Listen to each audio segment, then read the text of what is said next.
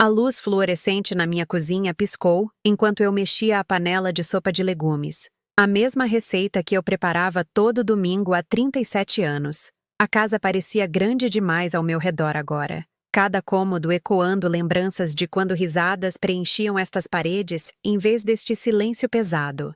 Mãe, a gente precisa conversar. A voz de André carregava aquele tom que eu tinha aprendido a reconhecer. Aquele que significava que eu estava prestes a ser lembrada, mais uma vez, de que aquele não era mais o meu lar. Eu me virei do fogão, secando as mãos no avental que virou meu uniforme de invisibilidade. Meu filho estava parado na porta com aquela expressão que ele tinha aperfeiçoado desde que voltou a morar aqui.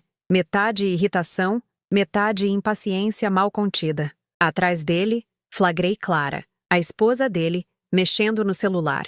Suas unhas feitas batucando na tela com o ritmo de alguém completamente desinteressada no que quer que fosse a conversa que estava prestes a se desenrolar. Claro, querido, o que está na sua cabeça? Eu mantive minha voz suave, como sempre fazia, embora algo na postura dele fizesse meu estômago se apertar com um pavor familiar. Ele entrou na cozinha, mas não se sentou. Nunca mais se sentava durante as nossas conversas. Ficar em pé mantinha as coisas breves. Mantinha a distância que ele parecia preferir hoje em dia. A Clara e eu temos conversado e achamos que talvez fosse melhor se você ficasse mais no andar de cima. Sabe, nos dar um pouco mais de espaço nas áreas comuns. As palavras dele caíram como pequenas pedras em água parada, criando ondulações que se espalharam pelo meu peito. Eu pisquei devagar, processando o que ele acabara de dizer. A cozinha onde eu o ensinara a quebrar ovos sem estourar as gemas. A sala de estar onde eu lhe lera histórias para dormir quando pesadelos espantavam o sono dele. A sala de jantar onde havíamos celebrado todos os aniversários, todas as conquistas, todos os marcos da vida dele. Eu entendo, eu disse baixinho, embora eu não entendesse nada. Eu fiz algo específico que os deixou desconfortáveis? André mudou o peso do corpo, evitando meus olhos do jeito que ele fazia quando tinha 7 anos e tinha quebrado algo precioso. Não é sobre o que você fez, mãe. É só que a Clara sente que não consegue relaxar na própria casa quando você está sempre por perto. E, honestamente, ajudaria se você pudesse ser um pouco mais silenciosa quando se move. O assoalho rangendo incomoda nosso sono. O assoalho rangendo. Na casa onde eu o tinha criado. Na casa pela qual o pai dele e eu tínhamos economizado cada centavo para comprar. Onde pintamos cada parede e plantamos cada flor no jardim que ele costumava me ajudar a cuidar. Eu compreendo, ouvi a mim mesma dizer, embora minha voz parecesse distante, como se estivesse saindo da garganta de outra pessoa. Vou tentar ser mais discreta. Ele assentiu, o alívio visível no relaxamento dos ombros. Obrigado, mãe. Eu sabia que você entenderia. Ah, e talvez fosse melhor se você não cozinhasse todas as noites? A Clara está querendo testar algumas receitas novas, e fica estranho quando já tem comida pronta. A sopa continuou a ferver atrás de mim, enchendo o ar com o cheiro de cenoura e salsão, o cheiro de conforto que eu estava provendo para esta família desde antes da Clara existir em nossas vidas. Eu desliguei o fogo com as mãos firmes, embora algo dentro de mim estivesse começando a rachar como gelo em um lago no início da primavera. Faz sentido, eu disse, servindo a sopa em potes que eu sabia que ficariam intocados na geladeira até que eu acabasse jogando-os fora. Se você gosta de histórias emocionantes que tocam o coração, por favor, se inscreva. Estamos tentando alcançar 1000 amigos aqui que entendem as lutas silenciosas da vida. E me diga, de qual cidade você está assistindo? Às vezes, saber que não estamos sozinhos faz toda a diferença. André já estava se afastando, seu dever cumprido, sua consciência limpa. Mas algo o fez parar na porta e olhar para mim.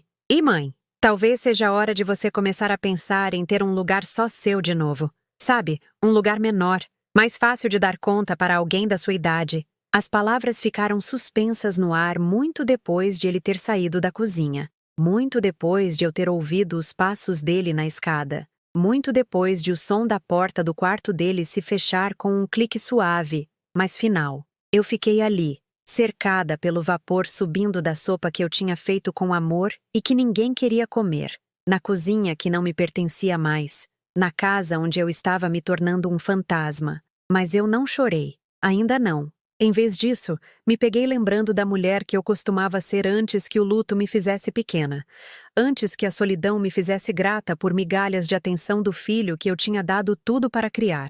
Naquela noite, deitada no pequeno quarto de hóspedes que tinha virado meu mundo, eu olhei para o teto e tentei lembrar quando o amor do meu filho tinha se tornado condicional à minha invisibilidade. Quando foi que minha presença se tornou um inconveniente em vez de um conforto? Quando foi que eu parei de ser a mãe dele e me tornei apenas uma mulher envelhecendo, ocupando espaço no que eles agora chamavam de o lar deles? As perguntas giravam na minha mente enquanto a casa se acalmava no silêncio ao meu redor, e em algum lugar naquela escuridão, algo começou a mudar. Uma pequena voz que estava quieta por tempo demais começou a sussurrar que talvez fosse hora de lembrar quem Lúcia Helena Almeida tinha sido antes de se tornar apenas a mãe do André, apenas a viúva do Osvaldo, apenas a mulher que cozinhava refeições que ninguém queria e oferecia amor que ninguém parecia precisar. Amanhã, eu começaria a ouvir aquela voz. Hoje à noite, eu lamentava pela nora que me via como um obstáculo, e pelo filho que havia esquecido que aquela casa tinha sido meu santuário muito antes de se tornar a herança dele. As mudanças começaram pequenas, como gotas de água que eventualmente abrem caminho na pedra. Clara começou a reorganizar a sala de estar sem perguntar, movendo as fotos de família que eu tinha cuidadosamente colocado na estante para uma caixa de papelão que acabou na garagem. Estamos buscando um visual mais moderno, ela explicou quando eu descobri os espaços vazios onde o sorriso do Osvaldo costumava me cumprimentar todas as manhãs. Coisa velha deixa a sala entulhada. Coisa velha. 40 anos de casamento reduzidos a entulho. Eu encontrei a foto do Osvaldo mais tarde, encaixada entre latas de tinta e ferramentas de jardim. O rosto dele sorrindo para mim dentro de uma caixa empoeirada rotulada "Bagulhos diversos". Eu a resgatei quietamente e a guardei na gaveta da minha mesinha de cabeceira, visitando os olhos familiares dele apenas na privacidade do meu mundo encolhido. André começou a jantar em horários diferentes, alegando que sua rotina de trabalho tinha mudado, mas eu podia ouvi-los rindo na cozinha às 7h30. Podia sentir o cheiro da comida delivery que eles pediam, enquanto minhas refeições cuidadosamente preparadas esfriavam intocadas no balcão. Quando eu oferecia para reaquecer a comida deles, ou sugeria que comêssemos juntos, Clara olhava para André com aquele olhar que casais compartilham, aquele que diz tudo sem palavras.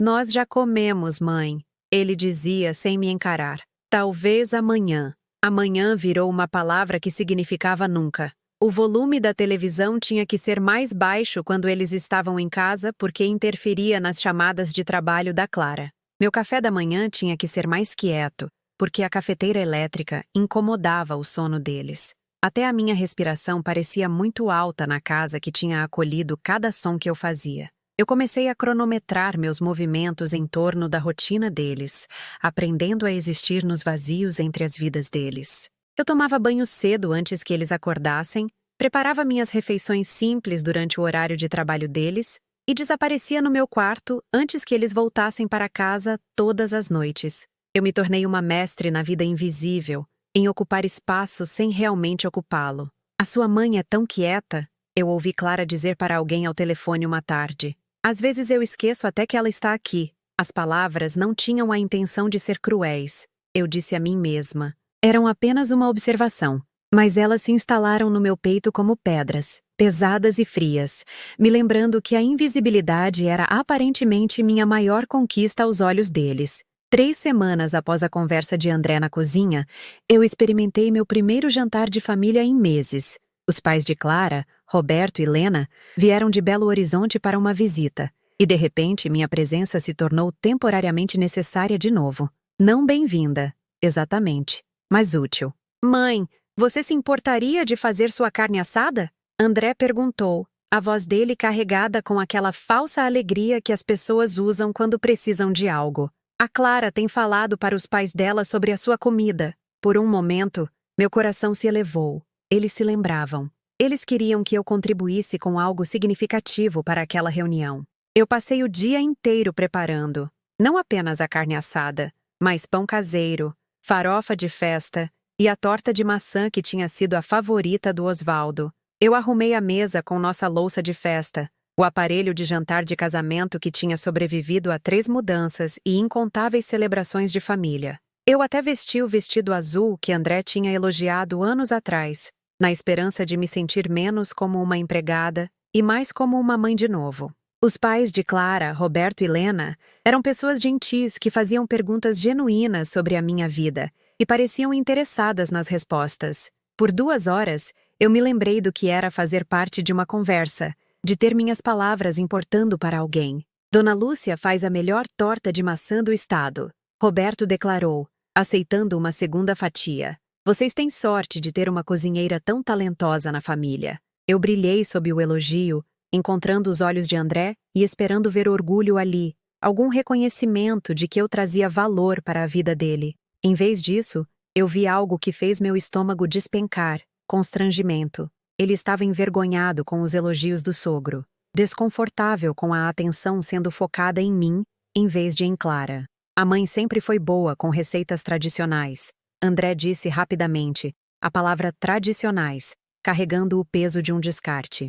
A Clara tem nos ensinado sobre culinária mais contemporânea, opções muito mais saudáveis. A conversa mudou suavemente para as descobertas culinárias de Clara, sua abordagem inovadora à nutrição, sua impressionante capacidade de equilibrar carreira e gestão do lar. Eu recolhi os pratos quietamente, meu momento de inclusão já esquecido, minhas contribuições relegadas à categoria de habilidades ultrapassadas que famílias modernas tinham superado. Depois que Roberto e Lena foram embora, depois que a cozinha foi limpa e as sobras guardadas, eu ouvi André e Clara no quarto deles. Seu pai estava pegando pesado com os elogios, Clara disse, a voz dela carregada pelas paredes finas. Eu me senti mal por você, tendo que aguentar todo aquele exagero sobre a comida da sua mãe. Eu sei, André respondeu, e eu podia ouvi-lo se ajeitando na cama. Ele tem boas intenções, mas não entende a dinâmica aqui. A mãe precisa aprender que ela não é mais o centro das atenções.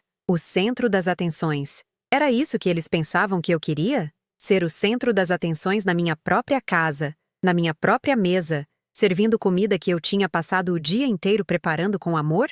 Eu me sentei na beira da minha cama, ainda usando o vestido azul, e tentei entender quando demonstrar amor através da culinária tinha se tornado um comportamento de busca por atenção. Quando meu desejo de contribuir para a felicidade da minha família tinha se transformado em algo egoísta e inapropriado? Na manhã seguinte, Clara deixou um bilhete no balcão da cozinha, escrito na caligrafia precisa dela. Lúcia, obrigada pelo jantar de ontem. Daqui para frente, talvez seja mais fácil se nós cuidarmos do planejamento das refeições como um casal. Evita confusão. C. Evita confusão. Como se meus 37 anos alimentando esta família tivessem sido um longo mal-entendido. Eu dobrei o bilhete cuidadosamente e o coloquei na minha gaveta ao lado da fotografia do Osvaldo. Evidência, talvez, do dia em que eu finalmente entendi que eu não era mais bem-vinda na vida que eu tinha passado décadas construindo. Naquela tarde, eu liguei para Marisa, minha amiga antiga da ação social da paróquia, a primeira ligação pessoal que eu fazia em semanas. Lúcia, que bom ouvir sua voz, ela disse, a voz dela quente com afeto genuíno. Eu estava me perguntando como você estava se ajeitando com o André e a esposa dele. Eu abri a boca para dizer as palavras que manteriam a ilusão, que tudo estava bem, que eu estava grata pela generosidade deles, que morar com a família era uma bênção. Em vez disso, o silêncio se esticou entre nós, até que a voz de Marisa se tornou suave. Querida, você está bem? E pela primeira vez em meses, alguém estava perguntando sobre meu bem-estar não porque precisavam de algo de mim, mas porque se importavam com a resposta. Eu acho que, eu disse devagar, surpreendendo a mim mesma com a honestidade. Eu acho que esqueci como ser qualquer coisa além de invisível.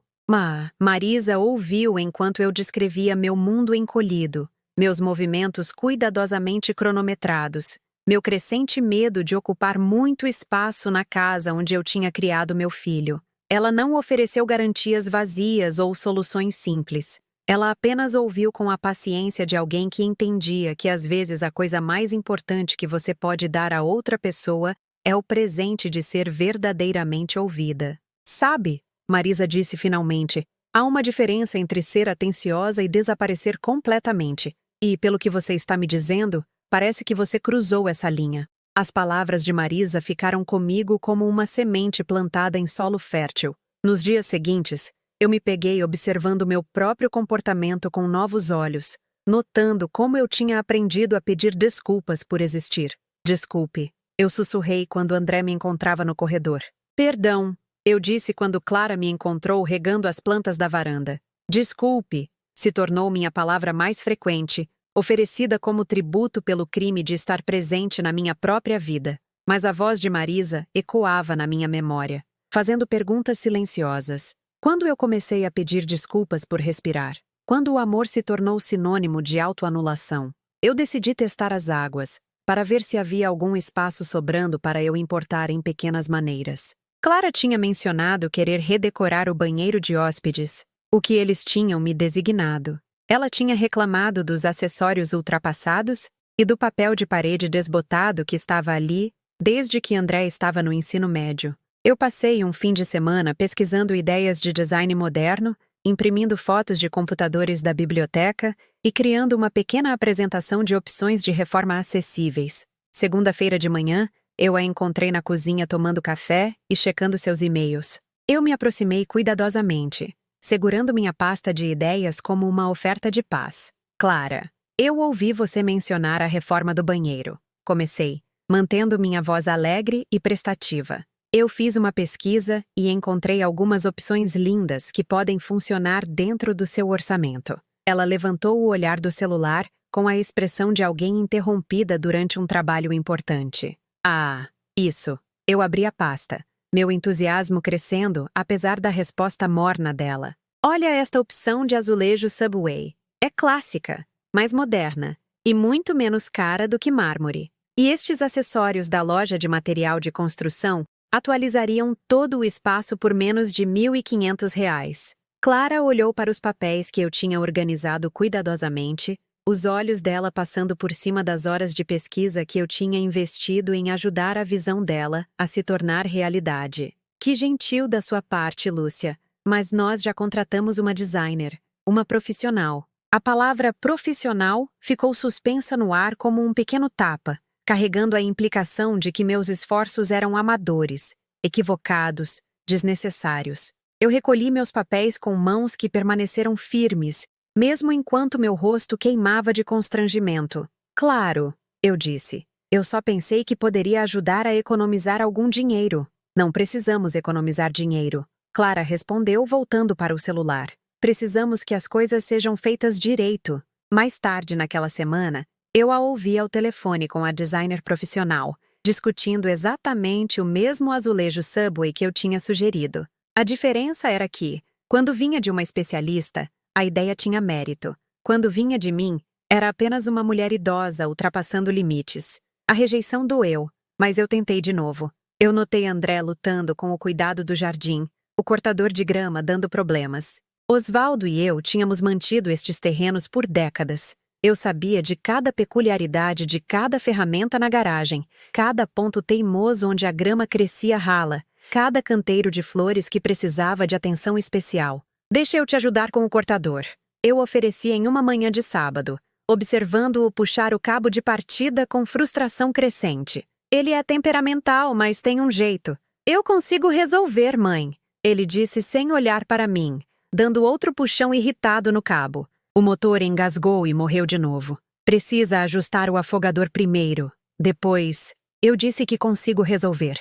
A voz dele carregava aquela ponta que eu vinha ouvindo com mais frequência. Aquela que dizia que minha presença não era assistência, mas interferência. Não preciso de você pairando sobre mim como se eu ainda tivesse 10 anos. Eu me retirei para a varanda da frente e assisti pela janela enquanto ele batalhava com a máquina por mais 20 minutos antes de finalmente ligar para um serviço de reparo. O mesmo cortador que teria ligado para mim na primeira puxada se ele tivesse me deixado mostrar a técnica do Osvaldo. Naquela noite, eu o ouvi reclamando para Clara sobre a conta do conserto.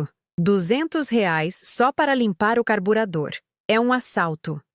Eu mordi a língua, engolindo o conhecimento que poderia ter economizado dinheiro e frustração para eles. Na nova ordem da nossa casa, Minha experiência não tinha valor, minha ajuda era indesejada, e meu silêncio era a única contribuição que não os irritava. O padrão continuou em pequenas maneiras partidoras de coração. Eu me ofereci para ajudar Clara a organizar os armários, já que eu sabia onde tudo era guardado, mas ela preferiu começar do zero sem noções preconcebidas. Eu sugeri levar o carro para a manutenção programada no mecânico que vinha prestando serviços por 15 anos, mas André já tinha escolhido outra oficina para ter uma nova perspectiva. Cada oferta de ajuda era educadamente recusada. Cada pedaço de conhecimento que eu possuía sobre a gestão da casa era descartado como ultrapassado, irrelevante ou simplesmente indesejado. Eu comecei a me sentir como um fantasma assombrando minha vida anterior, assistindo outras pessoas tomarem decisões sobre coisas que eu entendia melhor do que elas, mas sem a autoridade para falar. O ponto de ruptura veio 3 semanas depois, em uma terça-feira que começou como qualquer outro dia de invisibilidade cautelosa. Eu estava na área de serviço, lavando quietamente as poucas roupas que eu vinha usando, quando ouvi Clara falando ao telefone na cozinha. O ruído suave da máquina de lavar geralmente mascarava conversas, mas a voz dela estava alta, no tom animado de alguém compartilhando fofoca. Eu sei, né? A mãe do André ainda está aqui, ela estava dizendo, provavelmente para uma das amigas do trabalho. A gente continua esperando que ela entenda a dica e encontre o próprio lugar, mas ela simplesmente fica pairando. Tipo, eu entendo que ela está solitária depois que o marido morreu, mas nós somos recém-casados. A gente precisa do nosso espaço. Minhas mãos pararam na camisa que eu estava dobrando. Recém-casados. Eles estavam casados há 3 anos. A pior parte é como ela tenta se meter em tudo. Clara continuou, a voz dela passando claramente pelas paredes finas. Ontem ela queria me ajudar a planejar a reforma do banheiro. Tipo, sem ofensa, mas você viu o estilo de decoração dela? É tudo paninhos de crochê e flores de plástico empoeiradas. Muito coisa de vó. A amiga do outro lado deve ter dito algo engraçado, porque Clara riu. Um som brilhante e descuidado que cortou meu peito como uma lâmina. Exatamente. E nem me fale da situação da cozinha. Ela age como se estivesse nos fazendo um favor enorme. Mas honestamente, a comida dela é tão pesada e antiquada. Eu estou tentando comer limpo, sabe? Mas o André não fala nada porque se sente culpado. Eu fiquei paralisada na área de serviço, segurando uma camisa que tinha pertencido ao Osvaldo, ouvindo minha vida ser dissecada por uma mulher que nunca tinha se incomodado em aprender que as flores de plástico empoeiradas que ela zombava tinham sido plantadas para comemorar cada ano do meu casamento, que a comida pesada que ela criticava tinha nutrido o marido dela através de doenças infantis e surtos de crescimento adolescente e estresse da faculdade. Ah, e ela rega as plantas como se ainda fosse a casa dela, Clara estava dizendo. Eu cheguei em casa ontem e ela estava lá fora mexendo no jardim como se fosse a dona do lugar. Eu quis dizer, minha senhora, você é uma visita aqui. Comporte-se como tal. Visita. Na casa onde eu tinha pintado cada parede, onde eu tinha cuidado de filhos doentes durante longas noites, onde eu tinha celebrado cada manhã de Natal e festa de aniversário e jantar de formatura. Visita. Mas a palavra que verdadeiramente estilhaçou algo dentro de mim veio em seguida. O André diz que ela era diferente quando o pai dele estava vivo. Mas, eu não sei, mais útil? Mas agora, ela é apenas esta mulher triste e pegajosa que não sabe quando não é bem-vinda. Na verdade, é meio patético. Patético.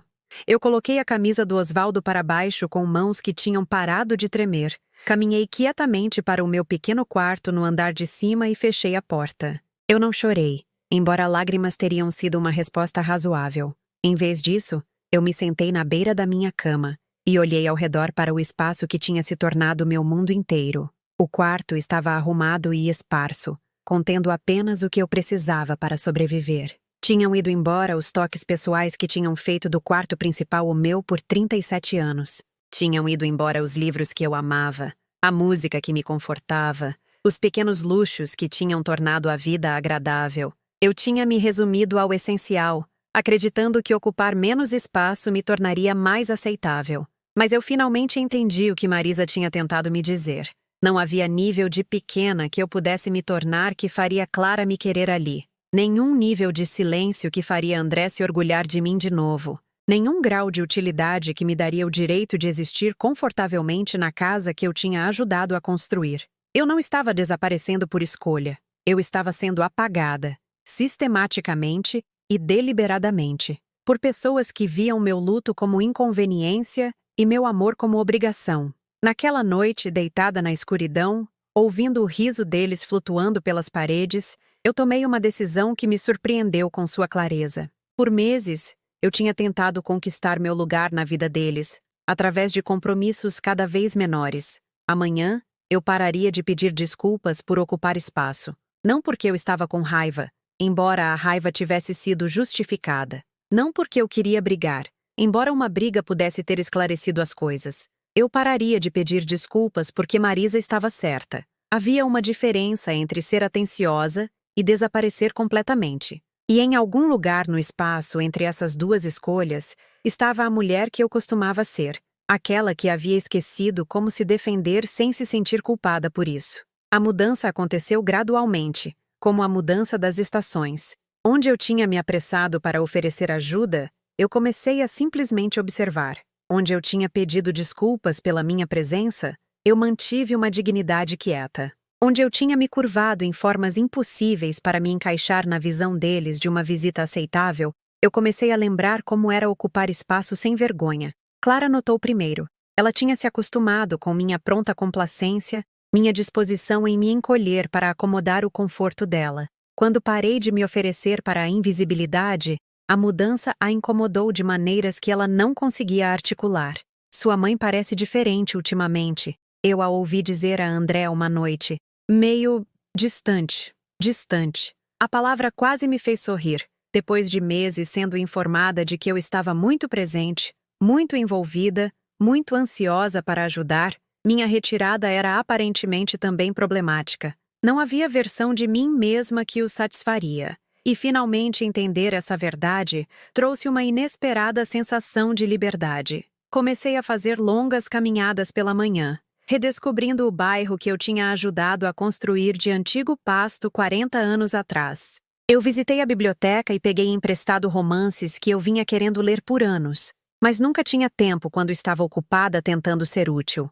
Liguei para Marisa com mais frequência, reconstruindo a amizade que eu tinha negligenciado, enquanto dedicava toda a minha energia a conquistar a aceitação de pessoas que já tinham decidido que eu não valia a pena ser aceita. A casa parecia diferente quando eu parei de tentar gerenciar o conforto de todos. Pratos ficavam por lavar, até que André ou Clara precisassem de pratos limpos. Os mantimentos ficavam escassos, até que alguém se lembrasse de ir ao supermercado. As pequenas tarefas que eu vinha cuidando invisivelmente, trocar lâmpadas, organizar a correspondência, controlar os compromissos, simplesmente pararam de acontecer, a menos que eles tomassem a iniciativa. Demorou 3 dias para eles notarem que ninguém estava gerenciando os detalhes da vida diária deles. Mãe, você esqueceu de pegar a minha roupa da lavanderia?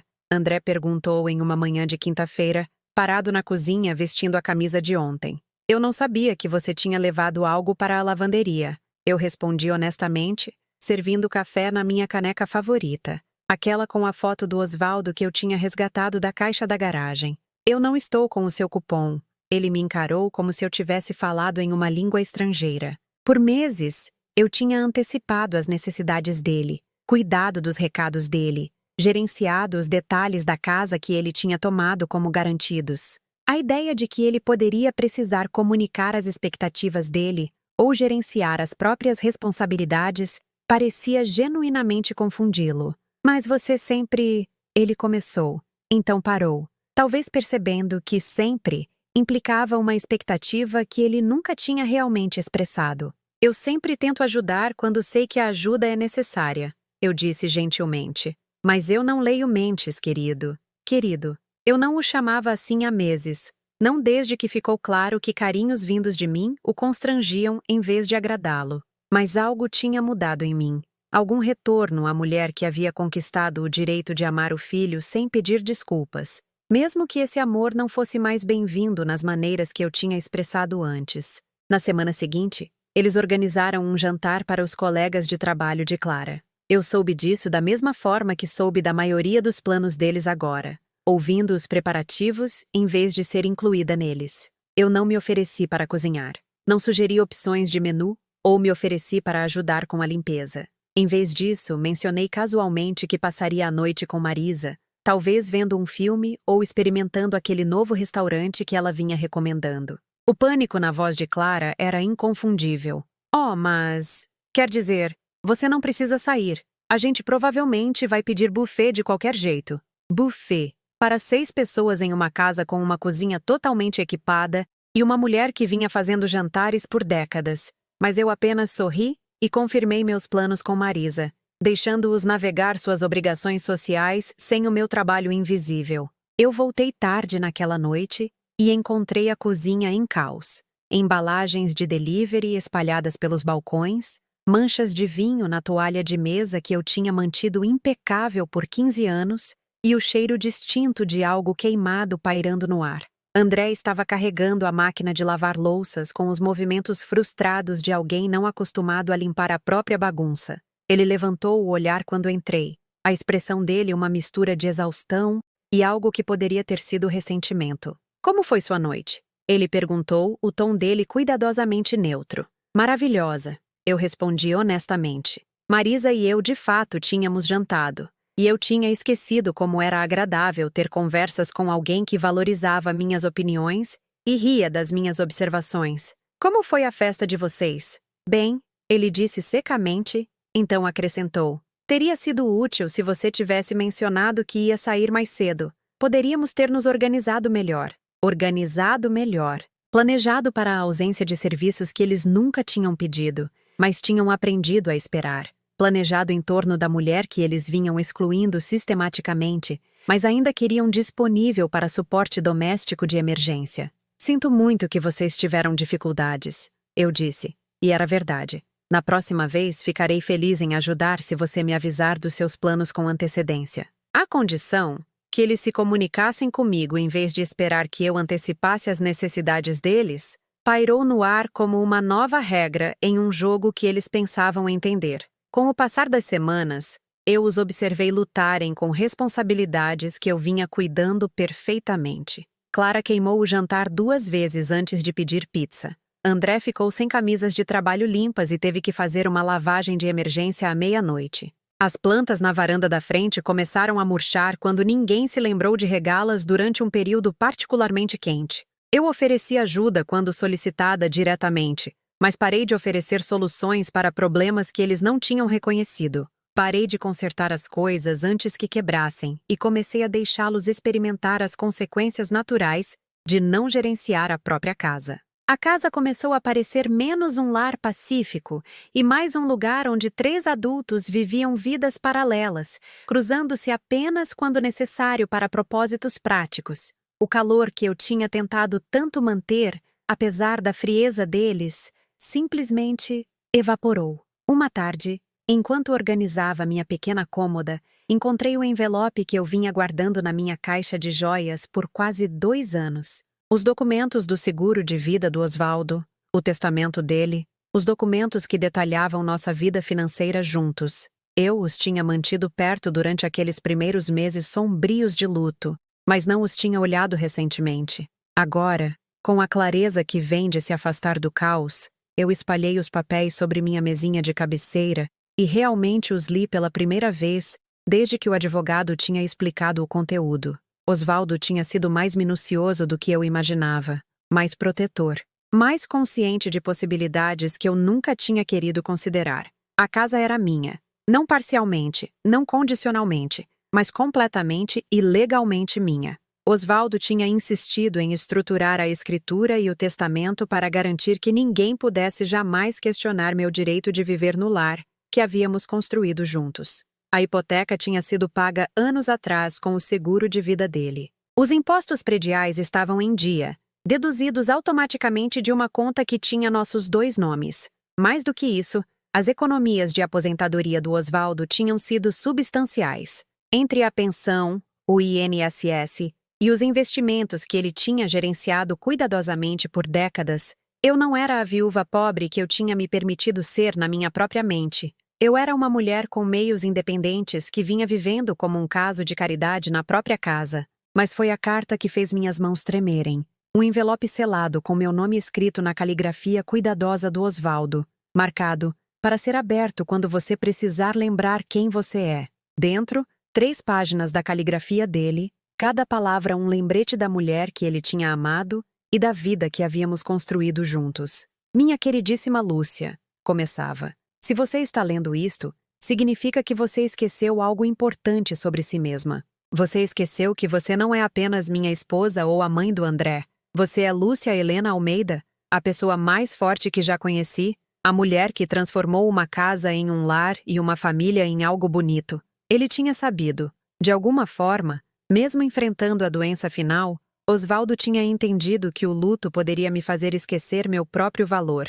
Poderia me tentar a trocar minha dignidade pela ilusão de ser necessária. Você deu tanto de si mesma para cuidar dos outros. A carta continuava. Que eu me preocupava que você pudesse esquecer que você merece ser cuidada também. Você merece respeito, gentileza e um lar que a acolha em vez de a tolerar. Nunca deixe ninguém, nem mesmo o nosso filho, convencê-la do contrário. O parágrafo final fez lágrimas rolarem pelo meu rosto pela primeira vez em semanas. Não de tristeza, mas de reconhecimento. Você não é um estorvo, Lúcia. Você não é uma visita na sua própria vida. Você não é obrigada a conquistar amor através do serviço ou gratidão através do silêncio. Você é suficiente, exatamente como você é. E quem não consegue ver isso, não merece acesso ao coração lindo que você compartilhou tão generosamente. Eu dobrei a carta cuidadosamente e a coloquei de volta no envelope. Mas as palavras dela já tinham criado raízes em um solo que tinha sido preparado por meses de pequenas humilhações e crescente clareza. Mas eles não sabiam o que eu tinha guardado o tempo todo. Eles não sabiam sobre a escritura da casa apenas com o meu nome. Eles não sabiam sobre a independência financeira que o luto tinha me feito esquecer. Eles não sabiam sobre a carta do Osvaldo, esperando todo esse tempo para me lembrar quem eu era, antes que a tristeza me fizesse pequena. Mais importante, eles não sabiam que o tratamento deles comigo tinha finalmente despertado algo que estava dormindo desde que Osvaldo morreu. O amor feroz e protetor que eu tinha por mim mesma. O amor que tinha me sustentado através de décadas de desafios antes que eu esquecesse como acessá-lo. Amanhã começaria um capítulo diferente. Não porque eu estava com raiva, embora a raiva tivesse sido justificada. Não porque eu queria vingança, embora as consequências fossem certamente devidas. Amanhã seria diferente porque eu estava finalmente pronta para parar de ser uma visita na minha própria vida.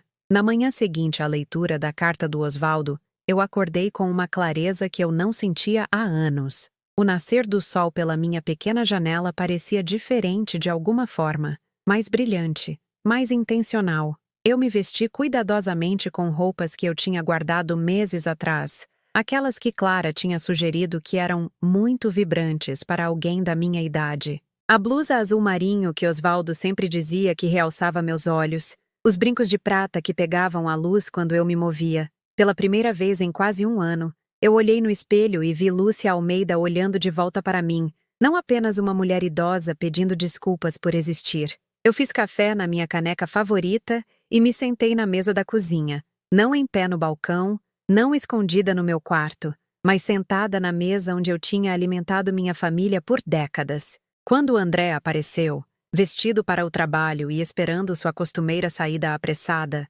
ele parou ao me ver confortavelmente acomodada no que tinha se tornado o espaço privado deles. "Bom dia, mãe", ele disse, a voz dele carregando aquele tom cauteloso ao qual eu tinha me acostumado, como se falar comigo exigisse uma navegação delicada. "Bom dia, querido", eu respondi, dando um gole lento no meu café. "Dia lindo, não é?" Ele olhou para a janela como se verificasse se isso era verdade. Depois de volta para mim com confusão. "Acho que sim.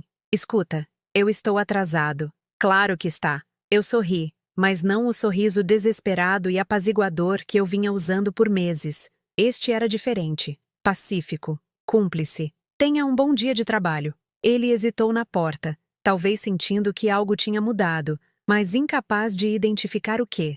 Depois que ele saiu, Clara emergiu do andar de cima. Sua rotina matinal usual de checar o celular enquanto pegava uma fruta a caminho da porta. Ela parou quando me viu ainda sentada à mesa, sem mais pressa para limpar todos os vestígios da minha presença antes que ela descesse. Ah, oi, Lúcia. O cumprimento dela carregava aquela ponta de irritação que ela tentava disfarçar como polidez. Eu não esperava que você ainda estivesse aqui embaixo. Eu moro aqui, eu disse simplesmente. E a verdade disso, a verdade legal, inegável disso, se instalou ao nosso redor como a luz da manhã. Esta é a minha casa. Algo piscou na expressão dela. Um momento de incerteza que me disse que ela vinha operando sob suposições que nunca tinham sido confirmadas. Ela nunca tinha perguntado quem era o dono da casa. Ela nunca tinha perguntado sobre os arranjos financeiros. Ela simplesmente se mudou e começou a tratar o espaço como dela por direito de casamento, me tratando como um inconveniente temporário que eventualmente encontraria outro lugar para ir. Certo, ela disse devagar. Bem, eu estou atrasada para uma reunião com um cliente. Depois que ela saiu, eu me sentei na cozinha quieta e senti algo que eu não experimentava há quase um ano. Paz na minha própria casa. Não a paz desesperada de alguém se escondendo, mas a satisfação profunda de alguém que pertencia exatamente onde estava. Eu passei o dia reclamando meu espaço de maneiras pequenas e deliberadas. Movi a fotografia do Osvaldo de volta para uma estante, onde ela pertencia, bem ao lado da nossa foto de casamento que eu resgatei da mesma caixa na garagem. Eu reguei minhas flores na varanda da frente, tirando tempo para podar as rosas e aparar a lavanda que tinha crescido selvagem na minha ausência. Eu liguei para minha antiga amiga Dorothy da Ação Social da paróquia e aceitei o convite dela para almoçar. Algo que eu vinha recusando por meses por alguma crença equivocada de que eu não deveria deixar André e Clara sozinhos com muita frequência. Como se minha presença fosse um fardo, mas minha ausência fosse também problemática. Uma equação impossível que eu vinha tentando resolver através de versões cada vez menores de mim mesma. O almoço com Dorothy me lembrou quem eu tinha sido antes que o luto me fizesse esquecer. Nós conversamos sobre livros e política e os escândalos na comissão do piquenique da igreja. Ela me perguntou a opinião sobre o casamento iminente da filha, e realmente ouviu minhas sugestões. Por 2 horas, eu fui valorizada, consultada, tratada como alguém cujos pensamentos importavam. Você parece diferente, Dorothy observou durante a sobremesa. Mais você mesma de novo. Eu estou me lembrando de coisas que tinha esquecido, eu lhe disse, e percebi que era verdade. Eu estava lembrando que já tinha sido uma mulher que organizava eventos de arrecadação de sucesso, que tinha servido no conselho escolar por 6 anos, que tinha gerenciado um orçamento doméstico através de 2 recessões e 3 mudanças de emprego. Eu estava lembrando que antes de me tornar a viúva do Osvaldo, eu tinha sido a parceira igual do Osvaldo na construção de uma vida juntos. Naquela noite, André e Clara voltaram e me encontraram cozinhando o jantar. Não como uma oferta desesperada para conquistar meu lugar, mas porque eu estava com fome e gostava de cozinhar. A cozinha cheirava a carne assada e pão de ervas que tinham sido o prato principal dos jantares de domingo por décadas. Isso tem um cheiro incrível, André disse. E por um momento eu ouvi o menino que costumava subir em uma cadeira para me ajudar a mexer o molho. Gostariam de jantar comigo? Eu perguntei, pondo um lugar na mesa, não me apressando para acomodá-los, não assumindo que eles queriam comer juntos, apenas oferecendo um convite que eles poderiam aceitar ou recusar. Eles trocaram um de seus olhares significativos, o tipo que tinha se tornado a principal forma de comunicação deles sobre mim. Na verdade, a gente estava planejando experimentar aquela nova temaqueria, Clara disse, o tom dela apologético, mas firme. Fica para a próxima? Claro, eu respondi. E era verdade. A rejeição deles não me feriu como teria ferido na semana passada, porque na verdade não era mais sobre mim. Era sobre o desconforto deles com uma versão de mim que não estava desesperadamente grata por migalhas de atenção. Eu comi meu jantar devagar, saboreando os sabores que eu tinha estado muito ansiosa para sentir por meses. Eu guardei as porções restantes para o meu almoço de amanhã, sem mais esperar que eles quisessem comer algo que eu tinha preparado. Lavei meus pratos e deixei os deles por lavar, um limite pequeno, mas significativo, que parecia revolucionário após meses de serviço invisível. Mais tarde naquela noite, liguei para Marisa e compartilhei o conteúdo da carta do Osvaldo. O silêncio dela do outro lado da linha se esticou o suficiente para eu me perguntar se tínhamos sido desconectadas. Lúcia, ela finalmente disse, a voz dela embargada de emoção. Querida, você é a dona dessa casa? Completamente. Osvaldo se certificou disso. E você estava vivendo como uma visita na sua própria casa? Como se precisasse da permissão deles para existir no espaço que é seu? Ouvir isso ser dito de forma tão clara tornou o absurdo inegável. Eu estava tão perdida no luto, eu disse, tão grata por André me querer por perto, que esqueci de questionar os termos desse arranjo. O que você vai fazer? A pergunta pairou entre nós, carregada de possibilidade. O que eu ia fazer? Por meses, eu tinha me concentrado unicamente na sobrevivência, em ser tolerável o suficiente para evitar a rejeição completa. Eu não tinha considerado que eu tinha escolhas, que eu tinha cartas neste jogo que eu tinha esquecido que estava jogando. Eu vou lembrar quem eu sou, eu disse, as palavras do Osvaldo ecoando na minha voz. Eu vou parar de pedir desculpas por ocupar espaço na minha própria vida. E se eles não gostarem? Eu olhei ao redor da cozinha onde eu tinha ensinado meu filho a quebrar ovos, onde eu tinha planejado jantares de Natal e festas de aniversário, onde Osvaldo e eu tínhamos compartilhado café e sonhos por 40 anos. Isto era meu. Não porque eu tinha conquistado através de bom comportamento ou silêncio grato, mas porque era simplesmente, legalmente, inegavelmente, meu. Então eles terão que decidir se querem viver com Lúcia Almeida, eu disse, ou encontrar outro lugar que se adeque melhor às necessidades deles. Não era mais dor, era clareza. O tipo de entendimento cristalino que surge quando você para de tentar resolver problemas que não são seus para resolver e começa a reconhecer verdades que estavam esperando pacientemente pela sua atenção. Eu não era um fardo na vida deles. Eles eram convidados na minha. E convidados que não conseguiam tratar sua anfitriã com respeito básico eram sempre livres para partir. Na manhã seguinte comecei a fazer ligações. Primeiro para o advogado do Osvaldo, confirmando detalhes sobre o patrimônio que eu tinha estado muito dormente para processar totalmente quando ele os explicou 2 anos atrás. Depois para o banco, reativando o meu acesso a contas que eu vinha ignorando. Finalmente para a seguradora, atualizando minhas informações e confirmando que todas as apólices estavam em dia e apenas no meu nome. Cada conversa reforçava a mesma realidade. Eu não era a viúva desamparada que eu vinha fingindo ser. Eu era uma proprietária financeiramente estável e legalmente protegida que vinha vivendo como um caso de caridade porque o luto tinha me convencido de que eu estava sem poder. Mas talvez a ligação mais importante tenha sido para Dorothy, aceitando o convite dela para reingressar na diretoria da ação social da paróquia. Precisávamos das suas habilidades de organização, ela disse. O evento de arrecadação de outono tem sido um desastre sem alguém que realmente saiba como coordenar voluntários. Coordenação, organização, habilidades de liderança. Todas as habilidades que eu tinha desenvolvido ao longo de décadas gerenciando uma casa, criando um filho e contribuindo para a minha comunidade. Habilidades que André e Clara tinham descartado como ultrapassadas, mas que pessoas que realmente me conheciam ainda valorizavam e precisavam. Eu desliguei o telefone e percebi que estava sorrindo. Não o sorriso cauteloso e apologético que eu vinha usando por meses, mas a expressão genuína de uma mulher que acabara de se lembrar que tinha algo valioso a oferecer ao mundo. Naquela tarde, fiz algo que eu não fazia há quase 1 ano.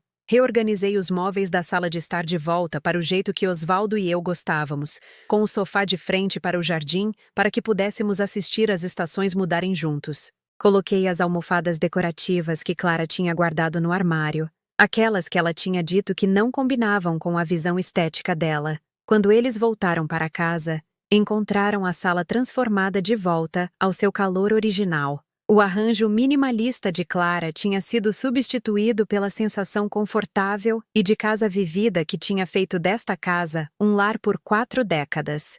Mãe, André começou, a voz dele carregando aquele tom de aviso que eu tinha aprendido a temer. Mas eu não estava mais com medo. O medo exigia incerteza, e pela primeira vez em meses, eu estava absolutamente certa sobre onde eu estava. Sim, querido. O que está acontecendo aqui? Eu olhei ao redor da sala que continha 40 anos da minha vida. 40 anos de escolhas cuidadosas e amor acumulado, e sorri para meu filho com a confiança de uma mulher que finalmente tinha lembrado seu próprio valor. Eu estou vivendo na minha casa, eu disse simplesmente. Você gostaria de um café? A oferta de café pairou no ar como um desafio embrulhado em polidez. André me encarou como se eu tivesse falado em uma língua estrangeira, os olhos dele absorvendo os móveis rearranjados, as fotografias restauradas, a mulher que não estava mais pedindo desculpas por existir na própria sala de estar. Você mudou tudo, Clara disse. A voz dela tensa com frustração mal controlada. Tínhamos arranjado perfeitamente para o espaço.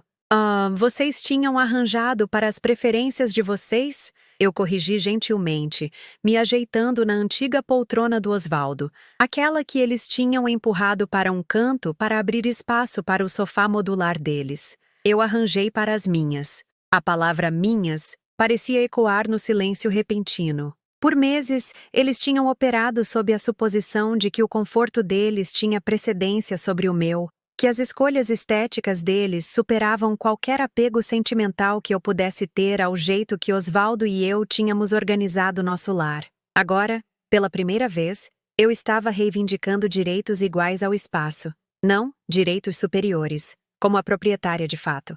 Mãe, a gente precisa conversar, André disse, usando o tom que ele tinha aperfeiçoado para gerenciar situações difíceis no trabalho dele. Calmo, profissional, levemente condescendente. Esta súbita mudança no seu comportamento é preocupante. Preocupante. Como se afirmar meu direito de viver confortavelmente na minha própria casa fosse um sintoma de algum declínio alarmante, em vez de um retorno à sanidade. O que te preocupa nisso? Eu perguntei, genuinamente curiosa. Eu estou cuidando melhor de mim mesma, me reconectando com amigos, participando de atividades que eu gosto. A maioria das pessoas consideraria isso um progresso saudável para uma viúva no segundo ano de luto. Eles trocaram outro de seus olhares significativos, e eu percebi que estava assistindo eles se esforçarem para redefinir um relacionamento que eles tinham assumido controlar completamente. É que você estava tão acomodada nas rotinas aqui,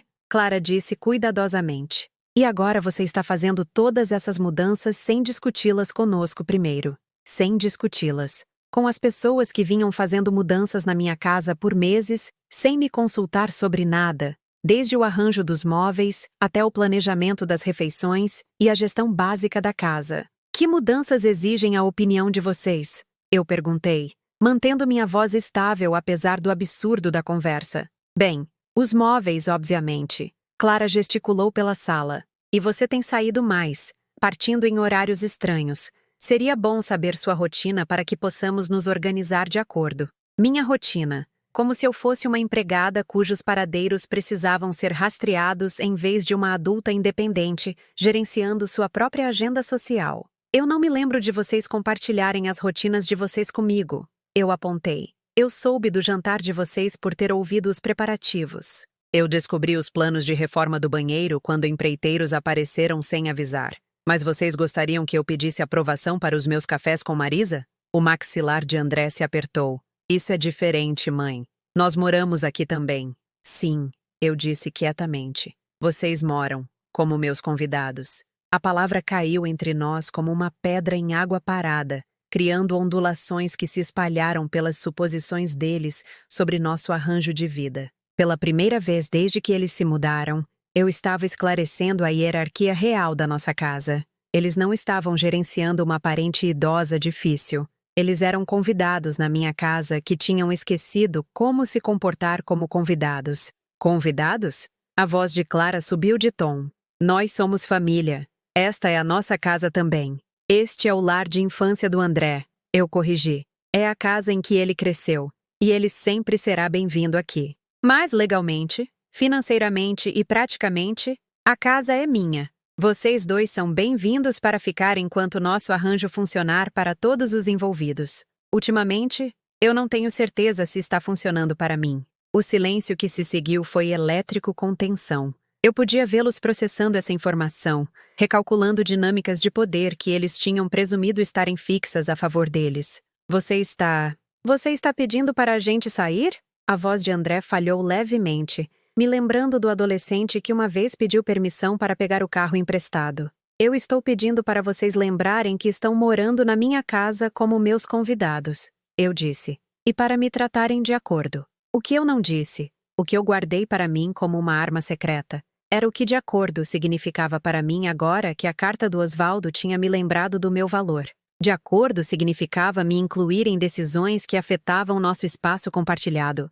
De acordo significava falar comigo com respeito devido a alguém que estava lhes fornecendo moradia gratuita. De acordo significava reconhecer minhas contribuições em vez de descartá-las como inconveniências ultrapassadas. Naquele fim de semana, mudanças sutis começaram a aparecer pela casa. Uma lista de regras da casa apareceu na geladeira, escrita na caligrafia precisa de Clara.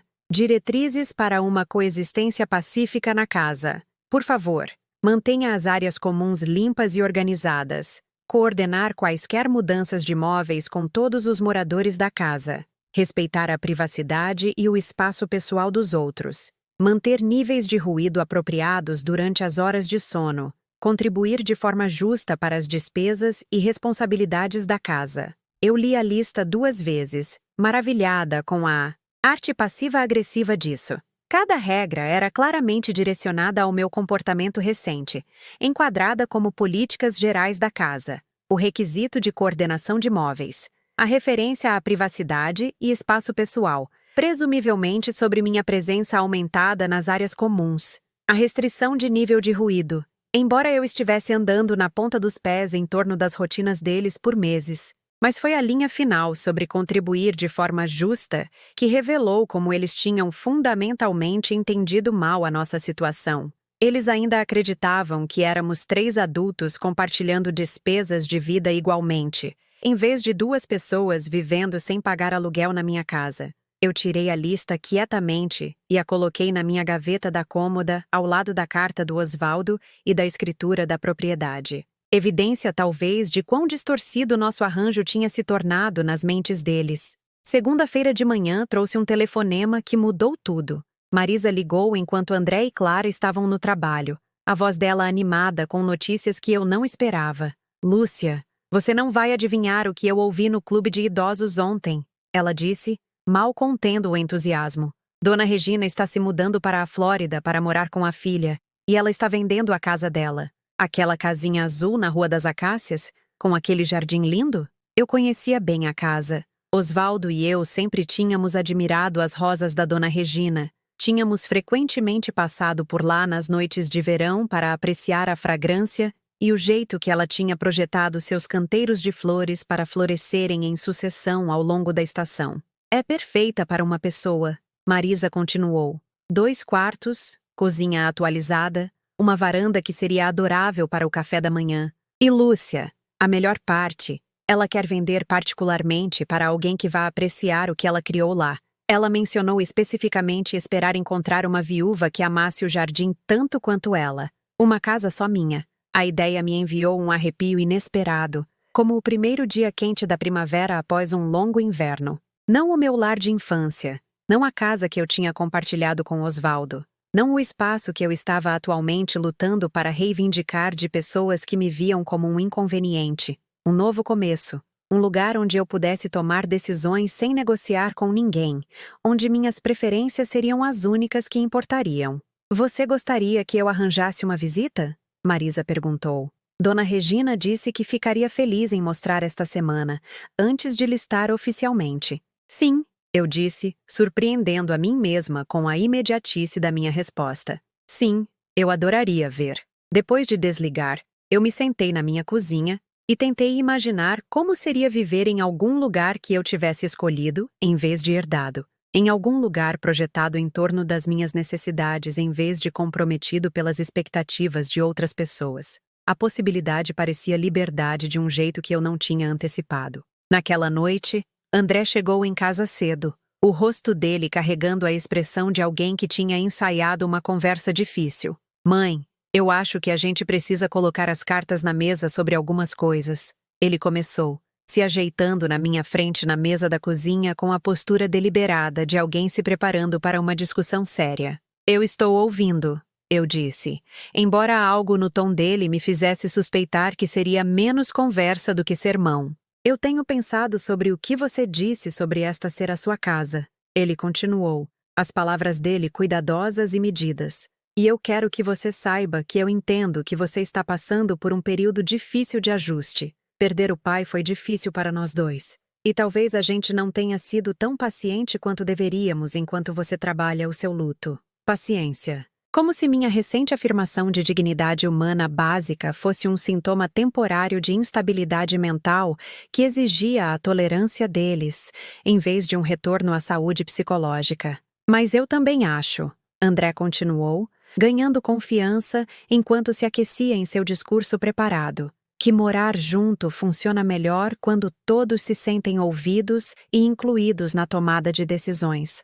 Então, eu quero propor um arranjo mais formal que reconheça as contribuições de todos para a casa. Ele puxou uma pasta. O mesmo tipo de apresentação organizada que ele provavelmente usava para reuniões com clientes no trabalho. Dentro, eu podia ver documentos datilografados, cuidadosamente formatados e oficialmente intimidadores. Eu preparei um acordo de convivência, ele anunciou, deslizando papéis sobre a mesa na minha direção. Ele delineia as responsabilidades de todos, as contribuições financeiras e os direitos de tomada de decisão. Eu acho que vai ajudar a eliminar o tipo de confusão que a gente tem tido ultimamente. Eu olhei para os documentos sem lê-los, entendendo que esta era a tentativa de André de recuperar o controle de uma situação que tinha se movido para além da zona de conforto dele. Ele estava tentando impor uma estrutura corporativa a um relacionamento doméstico. Contratar seu caminho de volta à autoridade que ele tinha assumido ser dele por direito de ser o homem, o principal provedor, o filho que tinha acolhido graciosamente sua mãe idosa. Que tipo de contribuições financeiras você tinha em mente? Eu perguntei, curiosa para ver até onde se estendia o mal-entendido dele sobre nossa situação. Bem, a gente dividiria as contas de consumo em 3, obviamente. E supermercado, despesas domésticas, esse tipo de coisa. Clara e eu continuaríamos cuidando dos pagamentos do financiamento, já que nós somos os moradores principais, mas você contribuiria com o que parecesse justo para alguém na sua situação. Moradores principais. Na minha casa, contribuindo com o que parecesse justo para alguém na minha situação. A situação de ser a proprietária legal da propriedade pela qual eles estavam generosamente se oferecendo para me deixar ajudar a pagar. E direitos de tomada de decisão? Eu perguntei. Regra da maioria nas questões da casa, André disse, claramente satisfeito com sua abordagem democrática. Grandes decisões, como compras importantes ou mudanças significativas, exigiriam acordo unânime, mas as coisas do dia a dia seriam resolvidas por voto da maioria simples. 2 contra 1. Todos os dias, para cada decisão, 2 contra 1. Eles iriam democraticamente me votar contra na minha própria casa, em tudo, desde a disposição dos móveis até o planejamento das refeições e a gestão da agenda social. Eu dobrei os papéis cuidadosamente e os devolvi a ele. André, eu disse gentilmente, eu acho que você entendeu mal algo fundamental sobre o nosso arranjo de vida. Mas eles não sabiam o que estava por vir. Eles não sabiam sobre meu compromisso com a dona Regina amanhã, sobre a possibilidade de liberdade esperando na Rua das Acácias. Eles não sabiam que a negociação de contrato deles tinha acabado de esclarecer exatamente por que morar com eles tinha se tornado impossível e por que a solução deles para os nossos problemas era, na verdade, a confirmação de que não tínhamos futuro juntos sob o mesmo teto.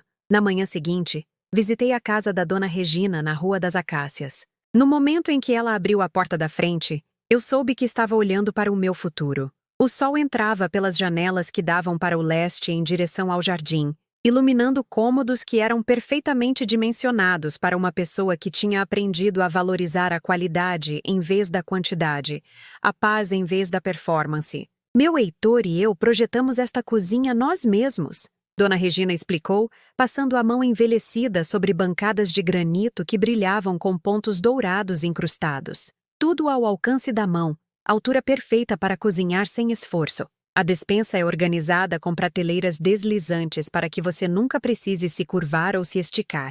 A varanda dava para o lendário jardim dela, onde rosas de florescimento tardio subiam entre liças brancas e gramíneas ornamentais balançavam na brisa da manhã. Uma pequena mesa estava posicionada para captar a primeira luz do dia, cercada por vasos suspensos que floresceriam durante 3 estações. Eu sempre tomava meu café aqui, ela disse, sentando-se em uma das 2 cadeiras de Vime. Heitor lia para mim as partes importantes do jornal, e a gente planejava nosso dia juntos. Depois que ele se foi, eu mantive a tradição.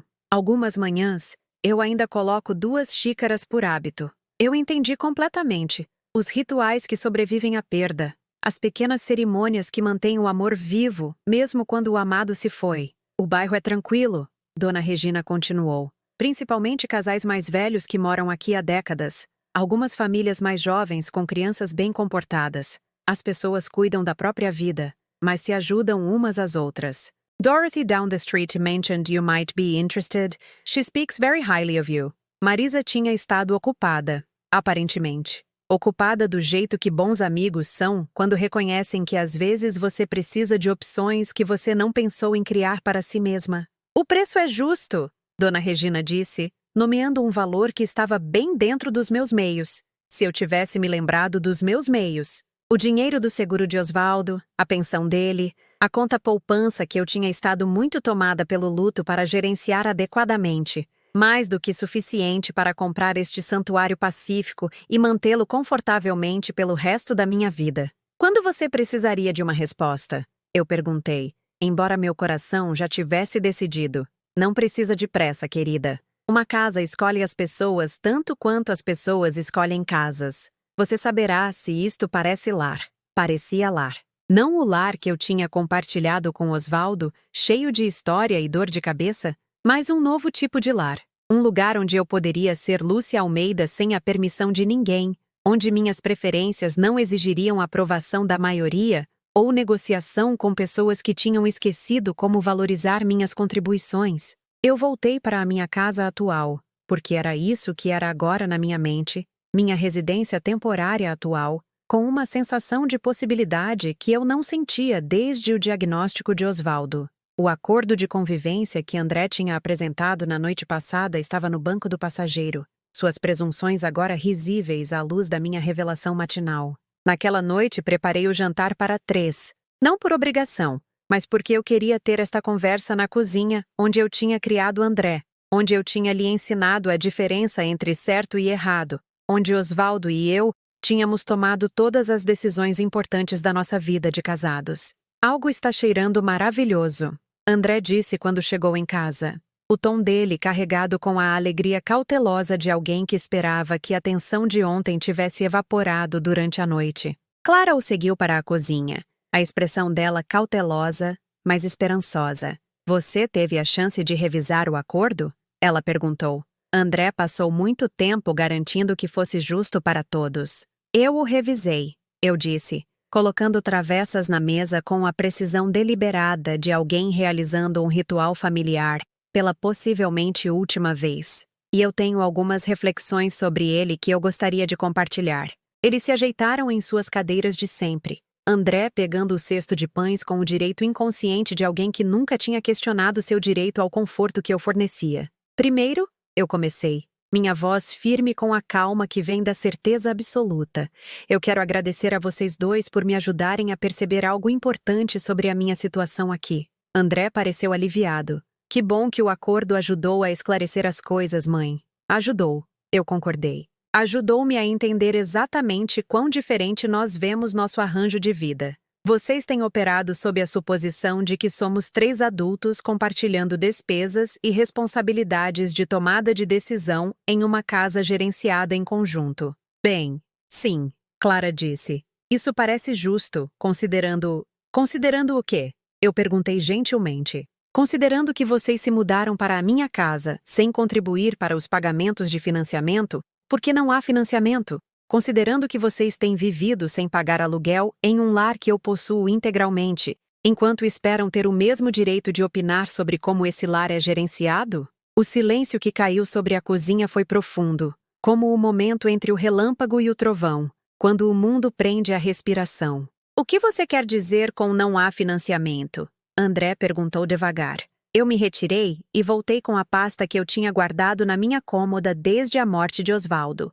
Os documentos que eu tinha estado muito tomada pelo luto para processar, muito dormente para entender. Escritura da propriedade, documentos do seguro, extratos bancários, o testamento de Osvaldo, toda a prova de uma realidade financeira que eu tinha esquecido na névoa da perda e da solidão. Seu pai quitou esta casa 3 anos antes de morrer, eu expliquei, espalhando os papéis sobre a mesa onde André costumava fazer o dever de casa. Ele usou o bônus de aposentadoria dele e uma parte da herança dos seus avós. Ele queria garantir que, se algo acontecesse com ele, eu nunca teria que me preocupar em perder meu lar. André encarou os documentos como se estivessem escritos em uma língua estrangeira. Mas os pagamentos do financiamento, eu pensei, não há pagamentos de financiamento. Eu disse quietamente. Há imposto predial, seguro residencial e contas de consumo. As retiradas automáticas da conta de vocês que vocês acreditavam ser pagamentos de financiamento eram na verdade o aluguel que vocês estavam me pagando. O rosto de Clara tinha empalidecido. Aluguel? O advogado de Osvaldo sugeriu. Eu continuei. Um arranjo formal que protegeria a todos nós. Vocês precisavam de um lugar para morar depois que o contrato do apartamento de vocês terminou, e eu podia usar ajuda com as despesas domésticas enquanto eu me ajustava a viver com uma renda fixa. R$ 1.500 por mês parecia razoável para um quarto em uma casa de 4 quartos. O número pairou no ar como uma revelação. R$ 1.500. Menos do que eles pagariam por um apartamento tipo estúdio em qualquer lugar da cidade. Menos do que a maioria das pessoas gastava com prestações de carro. Eles vinham vivendo na minha casa pelo custo de um bom jantar fora 2 vezes por mês, enquanto me tratavam como se eu devesse ser grata pela presença deles. 1.500. André repetiu devagar. É só isso que a gente tem pago? É só isso que vocês concordaram em pagar. Eu corrigi. Embora, ultimamente, eu tenho me perguntado se o arranjo está funcionando tão bem quanto a gente esperava. Clara encontrou a voz primeiro. Lúcia, a gente não tinha ideia. Se soubéssemos que você era a dona integral da casa, teríamos abordado as coisas de forma diferente. De que forma diferente? Eu perguntei, genuinamente curiosa. Vocês me incluiriam em decisões sobre arranjo de móveis? Vocês pediriam minha opinião antes de contratar empreiteiros? Vocês falariam comigo com o respeito que mostrariam a qualquer outro proprietário que estivesse lhes fornecendo moradia acessível? As perguntas ficaram sem resposta porque todos nós sabíamos a verdade. Eles teriam sido mais cuidadosos em me descartar abertamente, mais sutis em suas críticas, mas a dinâmica fundamental não teria mudado. Eles ainda teriam me visto como um inconveniente a ser gerenciado, em vez de uma pessoa merecedora de consideração. Mãe, eu acho que a gente precisa começar de novo, André disse, a voz dele carregando aquele tom razoável que ele usava ao tentar recuperar o controle de uma situação que tinha se movido para além da gestão dele. Claramente houve alguns mal-entendidos. Não houve mal-entendidos. Eu interrompi gentilmente. Houve presunções. Vocês presumiram que eu era uma viúva pobre que precisava da caridade de vocês? Vocês presumiram que eu não tinha escolhas, nem opções, nem poder neste relacionamento. Vocês presumiram que eu ficaria tão grata pela presença de vocês, que aceitaria qualquer tratamento que vocês oferecessem sem reclamar. Eu me levantei e comecei a recolher os pratos, não por hábito agora, mas porque me mover me ajudava a manter a compostura durante a conversa mais difícil que eu tinha tido com meu filho, desde que ele era adolescente. Mas eu tenho escolhas, eu continuei. Eu tenho opções sobre as quais vocês nunca se deram ao trabalho de perguntar. E eu tenho o poder que vocês esqueceram que eu possuía. O poder de uma mulher que possui a própria casa, gerencia as próprias finanças e toma as próprias decisões sobre com quem ela quer compartilhar a vida. O que você está dizendo? Clara perguntou, embora eu pudesse ver na expressão dela que ela já sabia. Eu estou dizendo que visitei uma casa adorável hoje na Rua das Acácias. Dona Regina está se mudando para a Flórida, e ela está procurando alguém que vá apreciar o jardim lindo que ela passou 30 anos criando. Alguém que vá respeitar o que ela construiu e cuidar disso adequadamente. O garfo de André caiu contra o prato. Você está pensando em se mudar? Eu estou pensando em criar uma vida que funcione para mim, eu disse. Uma vida onde eu não tenha que pedir desculpas por existir, onde minhas preferências importem, onde eu esteja cercada por pessoas que valorizam minha presença em vez de a tolerarem. Eu voltei para a mesa e olhei para meu filho. Realmente olhei para ele, vendo tanto o homem que ele tinha se tornado, quanto o menino que eu tinha criado com tanta esperança e amor. Você sempre será meu filho, eu disse a ele. Você sempre será bem-vindo na minha vida. Mas você nem sempre será bem-vindo para me tratar como menos do que eu sou, para descartar minhas contribuições, para agir como se meus sentimentos não importassem porque vocês decidiram que eles são inconvenientes. Clara estava chorando agora. Lágrimas quietas que falavam de algum reconhecimento de quão completamente eles tinham julgado mal a nossa situação. André ficou paralisado, processando a realidade de que a mãe dele não era a dependente desamparada que ele tinha imaginado, mas uma adulta totalmente autônoma que vinha subsidiando o estilo de vida dele, enquanto ele a criticava por querer participar dele. A gente pode mudar, ele disse finalmente. A gente pode fazer melhor. Você não precisa sair da sua própria casa porque a gente tem sido difícil de conviver. Você está certo, eu disse. Eu não preciso sair, mas eu quero. Pela primeira vez em 2 anos, eu quero algo para mim mesma que não tem nada a ver com deixar outras pessoas confortáveis. Eu quero um novo começo, em um lugar onde eu possa ser a mulher que Osvaldo casou em vez do fantasma que ela se tornou depois que ele morreu. A cozinha ficou quieta, exceto pelo som do choro suave de Clara, e pela noite se instalando ao nosso redor. Eu tinha dito o que precisava ser dito, revelado o que precisava ser revelado, defendido a mulher que eu tinha esquecido como ser. Amanhã, eu ligaria para Dona Regina e faria uma oferta pela casa com o jardim que florescia em sequência ao longo das estações de crescimento. Hoje à noite, eu me sentaria nesta cozinha mais uma vez como a mãe que finalmente tinha lembrado que valia a pena ser defendida. 6 semanas depois, eu estava na varanda da minha nova casa na Rua das Acácias, observando a luz da manhã se filtrar pelas folhas que estavam começando a insinuar cores de outono. Meu café fumegava suavemente na xícara que Osvaldo tinha me dado para o nosso 25º aniversário. Aquela com o melhor esposa do mundo pintado em letras douradas desbotadas. Eu a tinha trazido comigo não por sentimentalismo, mas porque ainda fazia um café perfeito e me lembrava que eu tinha sido vista, valorizada e acarinhada uma vez. A casa tinha me acolhido como se estivesse esperando. Os móveis da Dona Regina se encaixaram perfeitamente com as poucas peças que eu escolhi levar da minha vida antiga. A poltrona de leitura de Osvaldo, a cristaleira da minha avó, a mesa da cozinha, onde tínhamos compartilhado 40 anos de refeições e conversas. Todo o resto eu tinha deixado para trás. Não por raiva, mas pelo reconhecimento de que alguns capítulos terminam completamente antes que novos possam começar. A mudança tinha sido surpreendentemente simples, assim que parei de me sentir culpada por querer meu próprio espaço.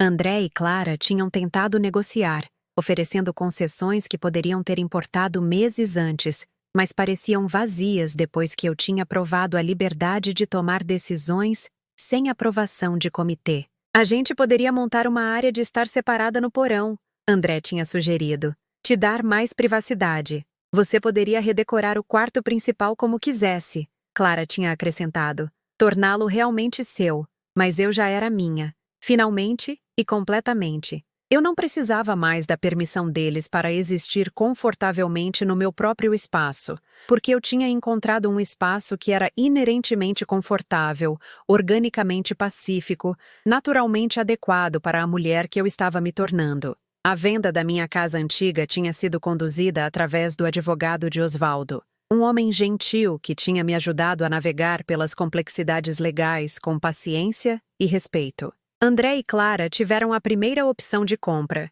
que eles recusaram depois de saber o valor real de mercado. 40 anos de melhorias, manutenção cuidadosa e um bairro desejável tinham criado um patrimônio que eles não podiam pagar, mesmo com 2 salários profissionais. Os novos proprietários eram uma família jovem com 3 crianças que ficaram maravilhados de alegria quando viram o quintal onde eu tinha ensinado André a andar de bicicleta e o ajudado a construir fortes que duravam verões inteiros. Eles apreciaram o trabalho artesanal que Osvaldo tinha colocado nas molduras do teto e nas prateleiras embutidas, o jeito que tínhamos projetado a cozinha para a eficiência e o quarto principal para manhãs pacíficas. Esta casa parece feliz, A mãe tinha dito durante a visita final deles, e eu soube que eles a amariam adequadamente, a preencheriam com o tipo de energia familiar que ela tinha sido projetada para nutrir. O dinheiro da venda tinha garantido minha independência de maneiras que iam além da necessidade imediata de moradia. Eu tinha pago a casa da Dona Regina à vista, eliminando pagamentos mensais de financiamento para sempre. O restante tinha sido investido de forma conservadora, fornecendo renda que complementaria a pensão e o INSS de Osvaldo confortavelmente pelo resto da minha vida. Pela primeira vez desde a morte de Osvaldo, eu não estava apenas sobrevivendo financeiramente. Eu estava prosperando, fazendo escolhas baseadas em preferência em vez de necessidade, comprando mantimentos sem calcular se eu podia pagar flores frescas e café de qualidade na mesma semana. Marisa tinha estado certa sobre o bairro. Meus vizinhos imediatos eram Pedro e Janice, um casal aposentado que morava na Rua das Acácias há 30 anos. Eles se apresentaram trazendo geleia de maçã caseira e ficaram por 1 hora de conversa que parecia reconectar-se com velhos amigos, em vez de conhecer estranhos. A gente estava esperando que alguém como você se mudasse, Janice tinha dito.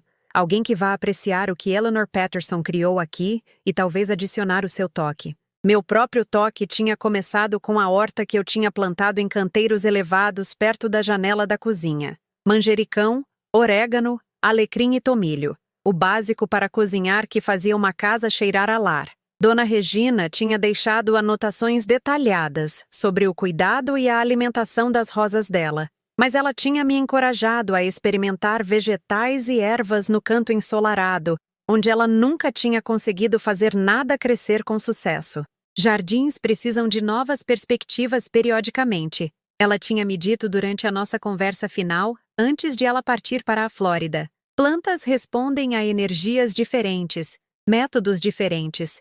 Não tenha medo de tentar coisas que eu nunca pensei. Eu tinha aceitado o conselho dela sobre mais do que jardinagem. Eu me juntei ao clube de leitura do bairro, algo para o qual eu nunca tinha tido tempo quando meus dias eram consumidos tentando gerenciar o conforto de outras pessoas. Eu me ofereci como voluntária para o programa de alfabetização da biblioteca, descobrindo que ensinar adultos a ler era desafiador e gratificante de maneiras que eu nunca tinha esperado. Mais surpreendentemente, eu tinha começado a ter aulas de arte no centro comunitário. Aquarela, que eu sempre tinha admirado, mas nunca tentado.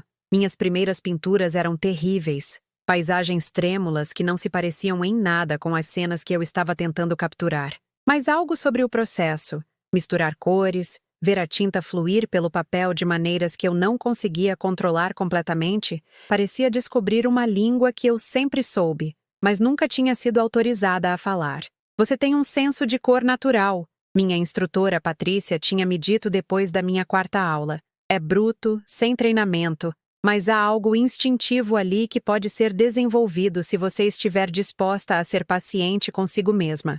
Paciência comigo mesma. Um conceito tão estranho depois de anos de pressa para antecipar as necessidades de outras pessoas, para suavizar problemas antes que eles incomodassem alguém, para ser útil e grata e invisivelmente apoiadora de vidas que de alguma forma nunca incluíam apoiar a minha. Agora eu pintava nas manhãs de terça-feira e nas tardes de quinta-feira, perdendo a noção do tempo na concentração suave necessária para capturar luz e sombra, aprendendo a ver cenas familiares com uma nova apreciação por detalhes que eu tinha estado muito ocupada para notar antes. André ligava a cada poucas semanas, conversas que eram cordiais, mas cautelosas, como negociações entre ex-aliados que não tinham certeza se confiavam um no outro ainda. Ele tinha encontrado um apartamento mais perto do trabalho dele, um lugar moderno com amenidades que se adequavam melhor ao estilo de vida deles do que minha casa antiga com seus jardins estabelecidos e charme clássico.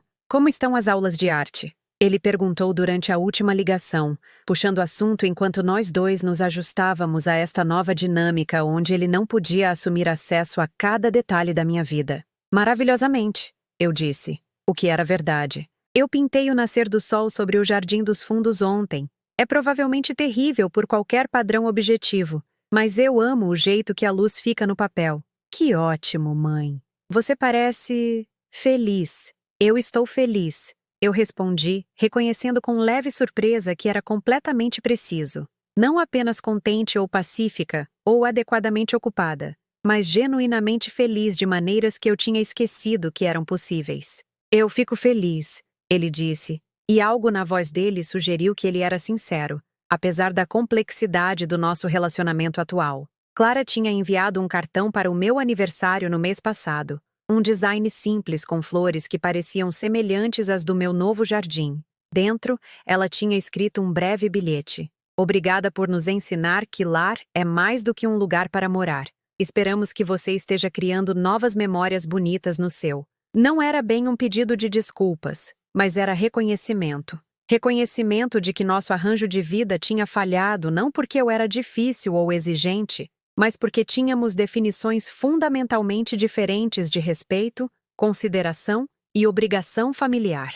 Eu tinha guardado o cartão, não por perdão necessariamente, mas por apreciação de que o crescimento às vezes vem disfarçado de perda, que os finais podem ser generosos, mesmo quando são necessários. Esta manhã, como todas as manhãs desde que me mudei para a Rua das Acácias, eu me sentei na minha varanda e planejei meu dia com a consideração tranquila de alguém que finalmente tinha tempo para pensar antes de agir, espaço para respirar antes de responder, permissão para priorizar o próprio bem-estar sem justificação ou pedido de desculpas. Marisa viria para o almoço. Nós vínhamos nos encontrando semanalmente, às vezes na minha casa, às vezes no café favorito dela no centro, reconstruindo a amizade que eu quase tinha perdido enquanto dedicava toda a minha energia emocional a pessoas que estavam muito ocupadas gerenciando minha utilidade para notar minha infelicidade. Depois do almoço, eu planejava trabalhar no jardim. As rosas tardias precisavam de poda, e eu queria plantar bulbos para a exibição da próxima primavera. Dona Regina tinha deixado sugestões, mas eu estava desenvolvendo minhas próprias preferências, minha própria visão de como o espaço poderia evoluir sob meus cuidados. Esta noite, Dorothy viria me buscar para a reunião da ação social da paróquia. Eles tinham me eleito tesoureira, uma posição que utilizava habilidades que eu tinha desenvolvido ao longo de décadas de gestão de orçamento doméstico, mas que nunca tinham sido formalmente reconhecidas. Gerenciar as finanças da ação social parecia usar músculos que tinham se fortalecido através de anos de exercício prático, mas que nunca tinham sido apreciados por sua capacidade.